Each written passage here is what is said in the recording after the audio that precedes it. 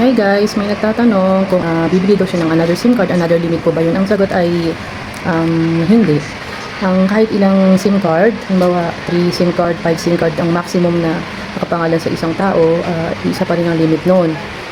Ako kasi noon nag-try ako ng 5 SIM card ay nag-error minsan yung Gcash ko. So, isang lang limit pala nun, yung half million is half million sa buong 5 SIM card na yun. So, halimbawa, kayo ay walang bank account na nakalink, 100,000 lang, 100,000 pa rin ang total ng Gcash, kahit na ilang Gcash ang naka-SIM card, nakapangalan sa inyo, ilang SIM card, kahit tatlong SIM card nyo, 100,000 pa rin yun. So, ang gawin nyo na lang, kung meron kayong kaibigan or kaanak na laging yung kasama, pwede nyo namang ipangalan sa kanila, verify, at least yung mapagkakatiwalaan yung kaibigan nyo na yun, kasi minsan na sign out, kailangan minsan ng mukha. So, alam niyo naman siguro yung 90-day period authentication, minsan na-sign out yung Gcash natin.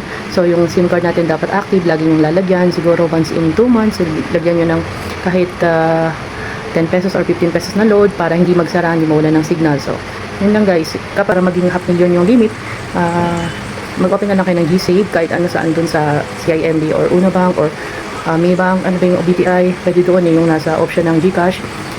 Yun, mag-open kayo ng at least 100, saka kung meron kayong bank account na BPI, Union Bank, i-link nyo na lang para at least maging half million yung limit ng Gcash ninyo. So, yun lang guys, sana nakatulong. Salamat!